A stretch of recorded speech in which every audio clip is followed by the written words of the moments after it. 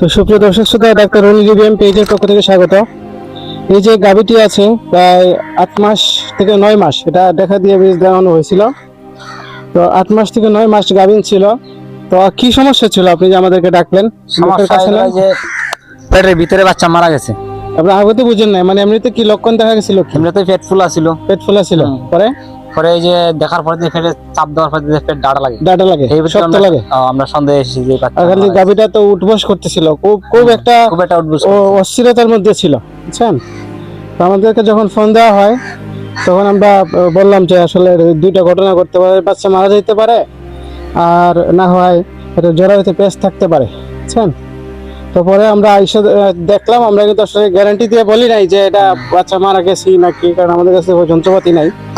আমরা ডেলিভারি করলাম যে আজকে গরুটাকে যতটুকু কাটা হয়েছে, মানে আমার জীবনে আমি কোনো গরুকে সিজার করতে গিয়ে এতটুকু পরিমাণ জায়গা কাটতে হয়নি, বুঝছেন? তো এটা থেকে আমরা একটা মৃত বাচ্চা ডেলিভারি করছি। বাচ্চা শুধু মৃত যে তাই না, বাচ্চাটা দেখেন, যে বাচ্চাটা দেখেন সুন্দর করে, বাচ্চাটা মরে গিয়ে ফুলে গেছে। এটা বাচ্চার ওজন 50-60 কেজি হবে।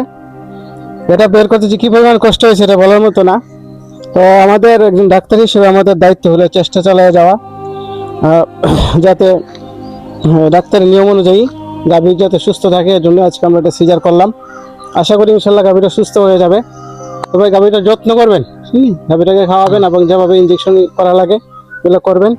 আশা করি ইনশাল্লাহ সুস্থ হয়ে যাবে। আর আপনারা যারা ভিডিওটি দেখছেন, ভিডিওটি বেশি বেশি করে শেয়ার করবেন। আপনারা জানেন যে পেজ আমার অলরেডি সাসপেন্ডের একটা নোটিফিকেশন আসছে।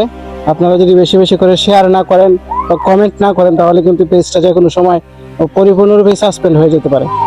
এবং আপনারা এই সেবাটা মানুষের কাছে যাতে আমরা পৌঁছায় দিতে পারি, এজন্য অন্য কেউ যেন জানতে পারে যে গবাদি পশুর ডেলিভারি জনিত সমস্যাতে সিজার করা লাগে, তো সিজার করে আমরা চিকিৎসা করা লাগে, এই বিষয়টা যাতে মানুষ জানতে পারে।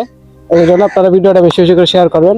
আর সিলেট বিভাগের মধ্যে যে কোনো জায়গায় এই সমস্যা হলে আপনারা আমাদের সাথে যোগাযোগ করবেন, ইনশাল্লাহ আমরা এটা সমাধান করে দেওয়ার চেষ্টা করবো। তো ঠিক আছে ভাই, হ্যাঁ, একটু যত্ন করেন, ইনশাল্লাহ।